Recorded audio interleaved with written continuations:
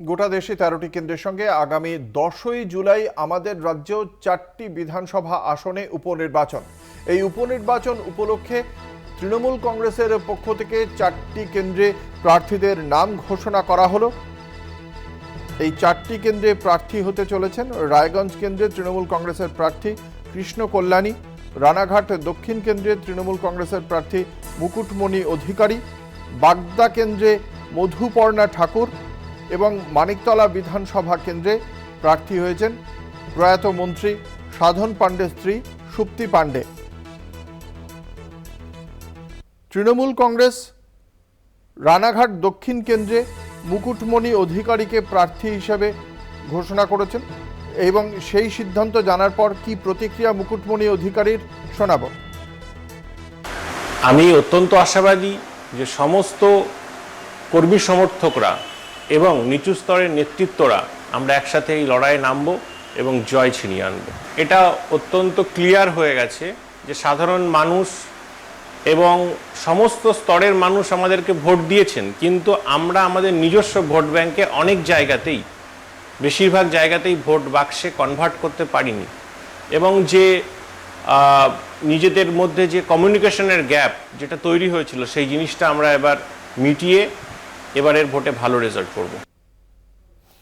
আমরা কথা বলবো, আমাদের সঙ্গে রয়েছেন আমাদের প্রতিনিধি সুবল মজুমদার। সুবল, যেটা জানতে চাইবো যে কেন মুকুটমণি অধিকারীর ওপরেই আস্থা রাখলো তৃণমূল নেতৃত্ব, কি জানতে পারছো? দেখো, যেটা মুকুটমণি অধিকারী কিন্তু মূলত বিজেপি থেকে বিধায়ক হলেও তিনি কিন্তু ঘোর বিরোধী ছিলেন জগন্নাথ সরকারের, এবং জগন্নাথ সরকারের বেশ কিছু আচরণ বা তিনি যে সমস্ত কর্মকাণ্ড করেছেন সেগুলো নিয়ে কিন্তু তার একটা ক্ষোভ ছিল। যেহেতু বিজেপি নেতৃত্ব তারপরেও জগন্নাথ সরকারকে সেখান থেকে এমপির জন্য টিকিট দেয় বা লোকসভার টিকিট দেয়, সেটা তিনি মেনে নিতে পারেননি। আর সেই কারণেই কিন্তু তিনি বিজেপি ছেড়ে তৃণমূলে গেছিলেন এবং তৃণমূল তাকে প্রার্থীও করেছিলেন। তিনি যেটা জানিয়েছেন যে এই যে জগন্নাথের ভ্রষ্টাচার বা জগন্নাথ সম্পর্কে যে সমস্ত তার বিরোধিতা করার জন্যই তিনি এই তৃণমূলে হয়ে এখান থেকে প্রার্থী হয়েছেন। এবং তিনি যখন প্রার্থী হওয়ার পর তিনি তৃণমূলের দলের সঙ্গে যোগাযোগও করেন এবং তিনি যে সমস্ত জায়গায় দেখা গেছে যে সভা করেছেন বা র্যালি করেছেন, কিন্তু মানুষের ভিড় কিন্তু সত্যি চোখে পড়ার মতো ছিল। তাহলে কেন তার ভোট বাক্সে সেটা প্রতিফলিত হলো না, এটা একটা প্রশ্ন। এবং সেই কারণে কিন্তু তিনি এবার যেটা বলছেন যে মনে হচ্ছে সমন্বয়ের কোথাও অভাব ছিল, দলীয় কর্মীদের সঙ্গে সমন্বয়ের অভাবের জন্যই তার এই ফলটা হয়েছে।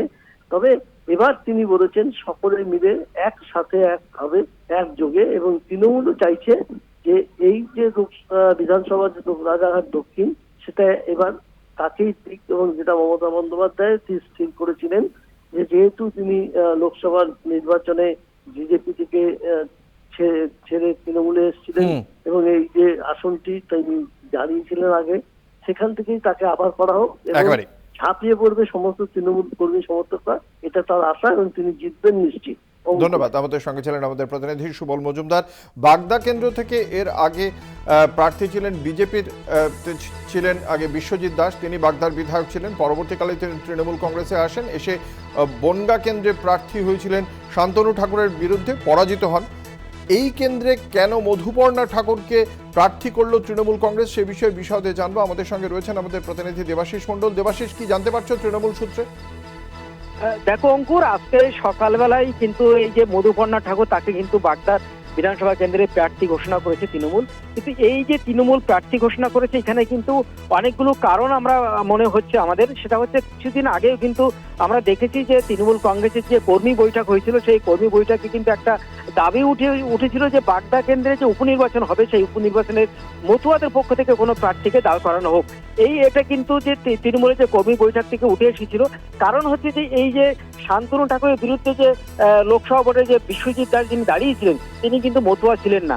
পাশাপাশি বিশ্বজিৎ দাসের একটা নেগেটিভ পয়েন্ট ছিল, যেটা বিশ্বজিৎ দাস একটা সময় তৃণমূল ছিল, সেখান থেকে বিজেপিতে আসে, আবার বিজেপি থেকে তৃণমূলে যায়, এবং পাশাপাশি কিন্তু এই বিশ্বজিৎ দাস কিন্তু বাগদা কেন্দ্রের কোনো ভূমিপুত্র না, সে তার বাড়ি গোপালনগর এলাকায়, সে বনগাঁ দক্ষিণের কেন্দ্রে তার বাড়ি।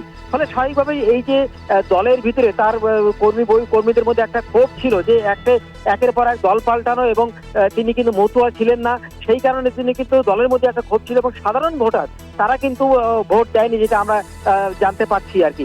এবং সেই কারণে গত কয়েকদিন আগে যে এই যে তৃণমূলের কর্মী বৈঠক হয়েছিল, সেই কর্মী বৈঠক কিন্তু বারবার দাবি উঠেছিল যে মতুয়াদের পক্ষ থেকে কোনো প্রার্থী করা হোক। তো সেই কারণে, এবং পাশাপাশি এই যে মধুপর্ণা ঠাকুর আমরা দেখেছিলাম কিছুদিন আগে অনশন করেছিল, এবং সেই অনশন থেকে তার কিন্তু একটা পরিচিতি বেড়েছিল, এবং সেই কারণে তৃণমূল কিন্তু এই মধুপর্ণা ঠাকুরকে প্রার্থী করে, এবং স্বাভাবিকভাবে মনে করা হচ্ছে যে এবার লড়াইটা কিন্তু জমজমাট হবে। এবং ধন্যবাদ। আমাদের সঙ্গে ছিলেন আমাদের প্রতিনিধি দেবাশিস মণ্ডল। কি বলছেন মধুপর্ণা ঠাকুর শোনাবো।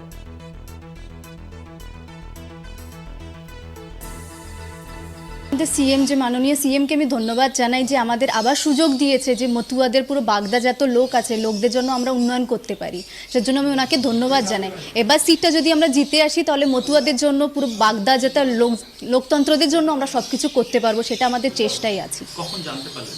আজকেই নাম অ্যানাউন্স হয়েছে, তারপরেই মার কাছে ফোন আসছে যে নাকি আমার নাম অ্যানাউন্স করেছে, এটা আর কি। অন্যদিকে রায়গঞ্জ কেন্দ্রে কৃষ্ণ কল্যাণীকে প্রার্থী করেছে তৃণমূল কংগ্রেস। কৃষ্ণ কল্যাণী প্রথমে বিজেপিতে ছিলেন, তারপরে তিনি তৃণমূল কংগ্রেসে যোগদান করেন এবং এই নির্বাচনে, লোকসভা নির্বাচনে রায়গঞ্জ কেন্দ্রে তৃণমূল কংগ্রেসের প্রার্থী হয়ে পরাজিত হন। সেই তাঁকেই আবার তৃণমূল কংগ্রেস রায়গঞ্জ বিধানসভা আসনে প্রার্থী করল। প্রার্থী হয়েছেন জেনে কি প্রতিক্রিয়া কৃষ্ণ কল্যাণীর শোনাবো।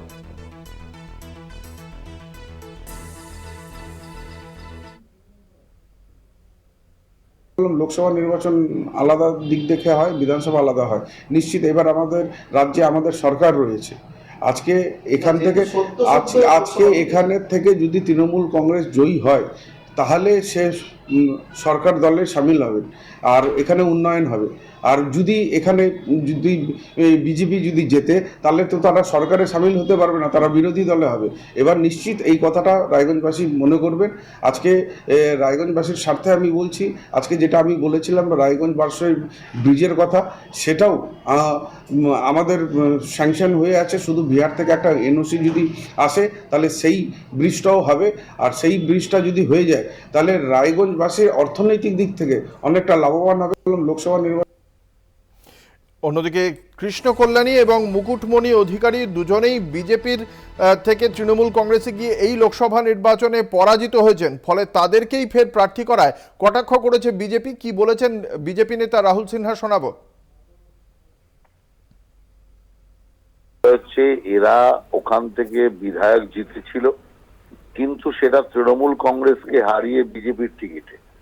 অতএব এবং লোকসভায় দাঁড়িয়ে তারা হার বেড়ার পরেও তাদের টিকিট দেওয়ার পেছনে কি যুক্তি আমি জানি না, কিন্তু একটা জিনিস পরিষ্কার যে ওই কেন্দ্রে লোকসভাতেও ওরা হেরেছে, বিধানসভার উপনির্বাচনেও হারবে।